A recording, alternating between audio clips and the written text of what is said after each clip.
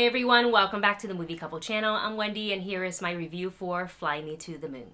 Fly Me to the Moon is set against the high-stake backdrop of NASA's historic Apollo 11 moon landing. Brought in to fix NASA's public image, sparks fly in all directions as marketing maven Kelly Jones wreaks havoc on launch director Cole Davis's already difficult task. When the White House deemed the mission too important to fail, the countdown truly begins. Prior going to this movie, I didn't watch the trailer, I didn't read up on it, I didn't know much about the movie other than it starred Scarlett Johansson and Channing Tatum. So I was very, very surprised throughout the whole movie. Just what a delight, lighthearted, fun, charming movie this was. So it is a period piece, and you guys already heard earlier in the synopsis that this is set against the backdrop of the moon landing. And I think my favorite thing about this movie is Scarlett Johansson's performance. And we already know she's a phenomenal actress, but she really carried this movie on her shoulders. The dialogue is very witty, it's very fast-paced, and she handled it so well. Her job is, she's basically like a marketing shark. And the film establishes that early on that she's very good about reading people, their personality, and their kind of what in an advertising agency, like how they would want to sell this product. And she would talk to them in a way to convince them like she's the right person for the job, or this tactic to sell XYZ products would work. Now, she wouldn't just be going about it like, oh, I can like read you, face to face like this. Like, she has tactics. She can call their secretaries and maybe bribe them for a little secret. And just like, she's able to find out the history of these people, which I would say pretty impressed back then for not having, anything remotely close to the internet. You can't just Google or Facebook search somebody and find out, some of their histories or like inner circles and get to know them that way. So it's really impressive with what her character can do. And she was so good that the White House contacted her and was like, hey, we need you to work at NASA, because NASA at the time in the movie, basically losing funding. They're in a space war against Russia to see who can land the moon first. So she is brought in to kind of like help fix all of that, get them the money, the donations, or the sponsorship, and let's go to the moon.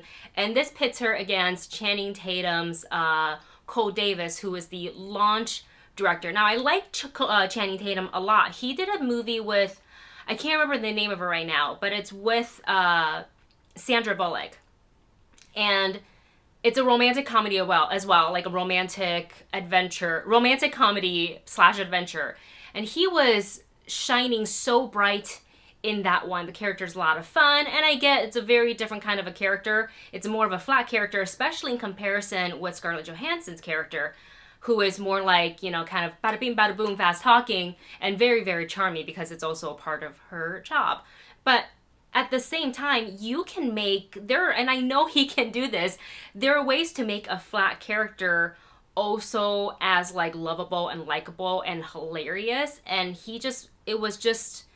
I don't really blame him for it. I partially think it is the writing or maybe the way they edited it. And it was so flat that the only time he really stood out to me was when he was in a scene with Scarlet. Their chemistry is undeniable. It is so good, and I love their chemistry together. But outside of that, his character doesn't really stand out. The other supporting characters, though, like really stand out, like Woody Harrelson's character, Ray Romano's character. They're all, much smaller parts, but in their, small moments to shine, they were so hilarious and completely stole the scene. Now, the premise of this movie, it doesn't change. It's not trying to alter history of like, it doesn't leave you thinking, but do we really land on the moon? Like, it doesn't do that. Basically, it's sort of the White House wanted to facilitate a filmed version of the moon landing to just ensure, because you are